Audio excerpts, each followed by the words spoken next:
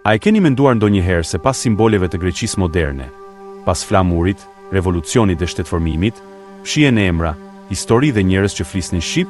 Në këtë video do të zbulojmë një të vërtet të madhe që rrallë përmendet. Rolin thelbësor të arvanitasve, shqiptarëve të vjetër të Greqisë, në krijimin e shtetit modern grek. Kjo histori nuk është propagandë dhe as egzagerim romantik, por një realitet i ndërlikuar dhe i bukur i Ballkanit, një mozaik kulturash ku popujt janë ndikuar, përzier dhe kanë kontribuar më shumë se sa pranohet sot. Prandaj, përgatituni për një rrëfim që do t'ju habis dhe do t'ju bëj ta shihni historinë me sy krejt të rinj. Kush janë arvanitasit? Për të kuptuar historinë e Greqisë moderne, duhet fillimisht të kuptojmë arvanitasit, shqiptar të vjetër me origjinë kryesisht toske, të cilët u vendosën në tokat greke nga shekuj 13 deri në 16. Ata nuk ishin emigrant të rastësishëm, por komunitete të tëra që u ftuan nga sundimtar bizantin dhe latin kryesisht për aftësitë e tyre si luftëtar të disiplinuar, por edhe si bujq të Zot dhe si popullata mbrojtëse në rajonet e ekspozuara ndaj rreziqeve osmane. Në Atik, Peloponez, Eubea, Salamin, Hidra dhe Spetses, ata ngritën fshatra, qytete dhe tradita ku shqipja, dialekti arvanitas, ishte gjuha e përditshme. Për shekuj me radhë, shumë zona që sot konsiderohen greke kishin tingullin e një gjuhe që i përkiste tokës për te i detit, një gjuhë ku historia, familja dhe zakonet transmetoheshin brez pas brezi. Greqia para revolucionit, një mozaik kulturash. Në fillim të shekullit 19, Greqia nuk ishte ende një kombi unifikuar, por një hapësirë shumë ngjyrshe kulturash dhe identitetesh, ku grek, arvanitas, vle, slav, turq, latin dhe hebrej bashkjetonin nën të njëjtën perandori. Identitetet ishin fluide, gjuhë të shumta, dhe lidhjet më të forta krijoheshin brenda fiseve, krahinave dhe komuniteteve lokale. Kur shpërtheu revolucioni grek i vitit 1821, ai nuk ishte kryengritja e një race të pastër, por kryengritja e një populli të përzier që kërkonte liri, autonomi dhe një të ardhme të re. Në këtë skenë të trazuar, arvanitasit do të luanin një rol shumë më të rëndësishëm se sa pranohet shpesh nga narrativat zyrtare. Arvanitasit në vijën e parë të luftës.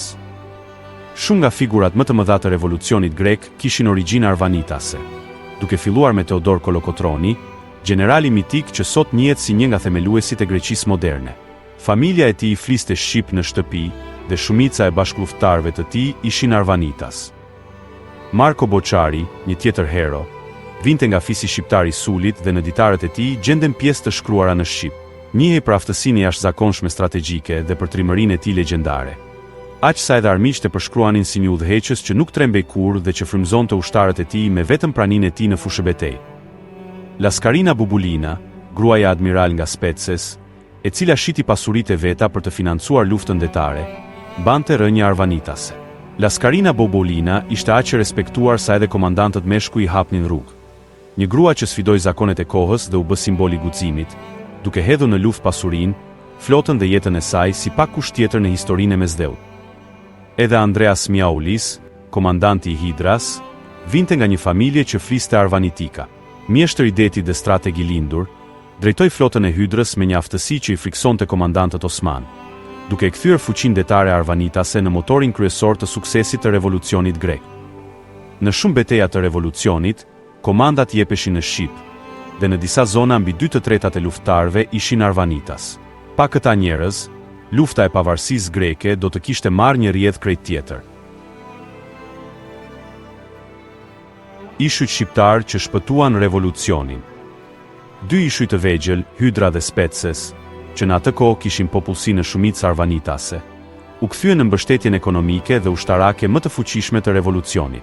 Hydra, një ishull i pasur nga tregtia detare, kishte një flotë të jashtëzakonshme dhe thuhet se deri në fillim të shekullit 19, shumica e popullsisë fliste arvanitika. Spetses, po ashtu me popullsi arvanitase, vuri në dispozicion anije, armë dhe fonde që i dhanë revolucionit frymën e parë të vërtet të suksesit. Pa bujarinë dhe guximin e këtyre ishujve, revolucioni grek ndoshta do të ishte shuar që në javët e para. Në mënyrë paradoksale, dy nga vendet më vendimtare për krijimin e Greqisë moderne ishin, në thelb, ishuj shqiptarësh. Fjalët e Elen Aruajler.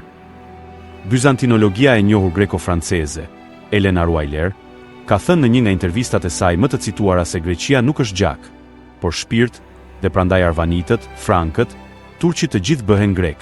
Me këtë, Ruajler nuk mohon origjinën shqiptare të arvanitasve. Përkundrazi, ajo e pranon qartë se Greqia moderne është produkti një përzierje etniko-kulturore.